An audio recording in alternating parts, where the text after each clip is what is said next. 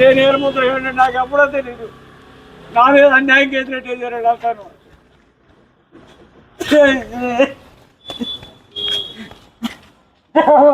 నా కొడుకుని 2 సార్లు పని చేశారు. మీ దాని కోరుకుంటున్నానండి. నాకులాగా ఎవరికి అన్యాయం చేయు చేస్తే ఊరుకోండి బాబు. మీరందరూ నాకులాగా ఎవరిని చేయలేకండి. నాకులాగా ఎలాగ అన్యాయంగా ఎవడపై రావకూడదండి. నేను పేరెట్టుకుంటే కూడా గెచ్చలేదండి నాకు ఇలా.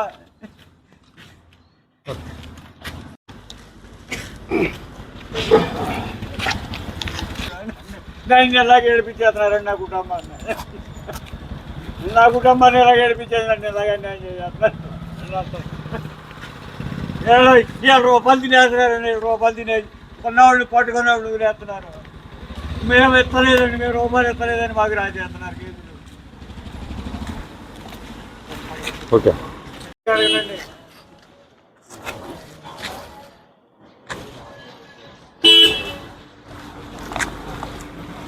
నా పేరు పసల గంగరాజు అండి. మాది చాక్లెట్ సిటీ అండి. ఎక్సైజ్ డిపార్ట్మెంట్ మమ్మల్ని బాగా టార్గెట్ పెట్టి మమ్మల్ని ఏడిపిస్తున్నారండి. ఎందువల్ల అండి? సారా అమ్ముతున్నామనండి. పెట్టుకోవచ్చండి, తప్పులేదు. అమ్మిన వాళ్ళు దొరికిన వాళ్ళు పెట్టుకోవచ్చండి. నేను వ్యవసాయం చేసుకుంటానండి. నాకు ఎటువంటి సంబంధం లేదండి. నా మీద ఒక 5-6 కేసులు పెట్టారండి.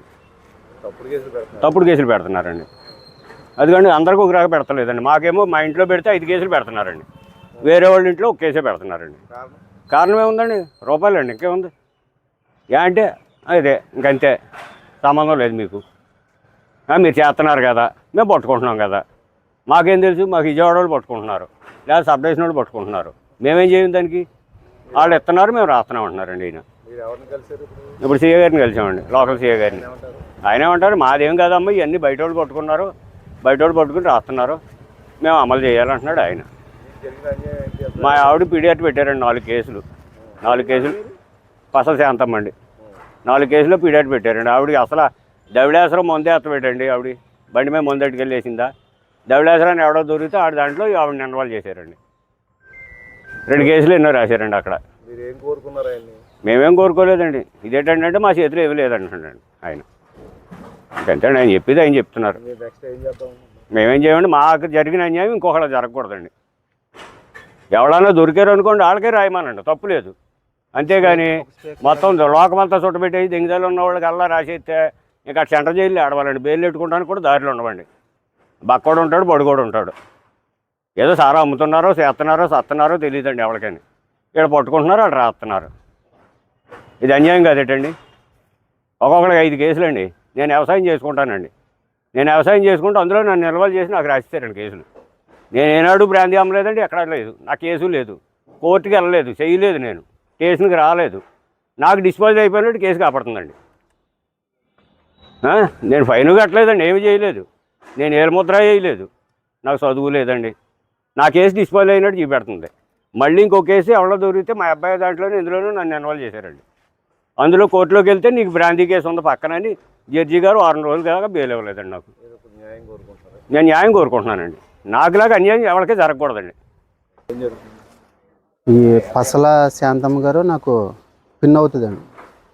అయితే మొన్న ఒక్కరోజు అక్కమ్మ తల్లి కొండ దగ్గర ఎవరో డ్రమ్ములు వేసారండి.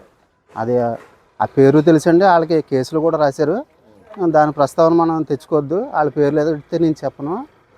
ఆ విషయంలో కూడా మన ఈయన ఇప్పుడున్న సిఐ గారు, కిరణ్ సిఐ గారు, ఈ పసల సత్యబాబు అండి అలియాజ్ స్పైడర్, తనకు ఫోన్ చేసి ఈ కేసు, ఈ డ్రమ్ములని ఇన్ఫర్మేషన్ ఏమైంది ఉంది, నీకే కేసు రాస్తాం అనేసి తనకి వార్నింగ్ కూడా అండి. ఈ చుట్టుపక్కల ఒక 4-5 ఊర్లో ఎక్కడ డ్రమ్ములు ఎవరికి కొట్టినా కానీ ఈ స్పైడర్ అండి, లేకపోతే గంగరాజు, లేకపోతే శాంతమ్మ, ఇలాగ సారా వ్యాపారం చేస్తున్నారండి. కొంతమంది మానేసుకున్నారు, వాళ్ళు కూడా పక్కన పెట్టండి. కానీ వీళ్ళ మీద టార్గెట్ చేసి, అంటే మరి వీళ్ళు డబ్బులు ఇస్తున్నారో ఇస్తలేదో ఆ విషయం మనకు తెలియదండి. వీళ్ళైతే ఖాతా కోత తీసుకుంటారనే విషయం కూడా మీకు తెలుసు, మాకు తెలుసండి. మరి వీళ్ళ మీద ఎందుకు టార్గెట్ చేశారనేది ఏం అర్థం కావట్లేదండి. ఏం కోరుకుంటున్నారు? వీళ్ళని టార్గెట్ చేయదని కోరుకుంటున్నామండి.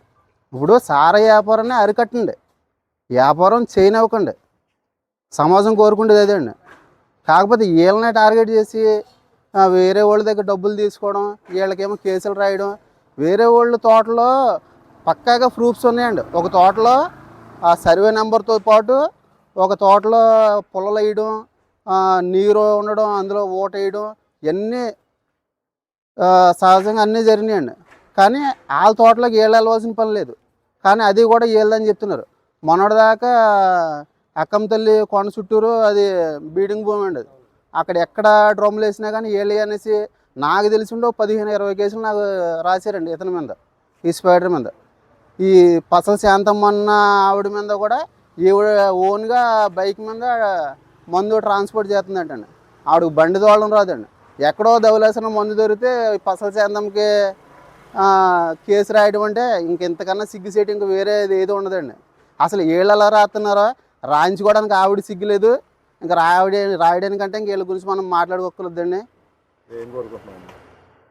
కోరుకుండేది ఏం లేదండి, నలుగురికి సమానంగా రాయండి కేసులు, సారాన్ని అరికట్టండి, లేకపోతే మొత్తం నలుగురిని వదిలేయండి. నేను కోరుకుండేది అదండి. ఒకరినే టార్గెట్ చేసి ఒకరికే కేసులు రాసి వేరే వాళ్ళని వదిలేయడం ఎంతమంది చేస్తలేదండి. సారా వ్యాపారం మొత్తం సారా వ్యాపారం చేస్తున్నారు కదండి, చేస్తలేదా? ఎక్కడ పడితే అక్కడ నడుస్తుంది.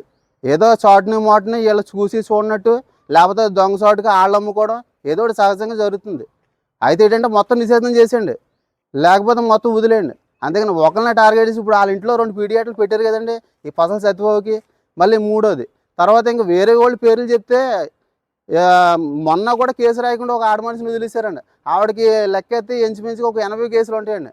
ఇప్పుడు వచ్చి ఆవిడకి పీడియాటే పెట్టలేదు. తొంగపాడు నుంచి ఒక ప్రముఖ వ్యక్తి సారా వ్యాపారం చేస్తున్నాడు, 24 అవర్స్ రన్నింగ్ అవుతుందండి. కానీ ఆ దరిదాపుల్లోకి వెళ్తలేదండి.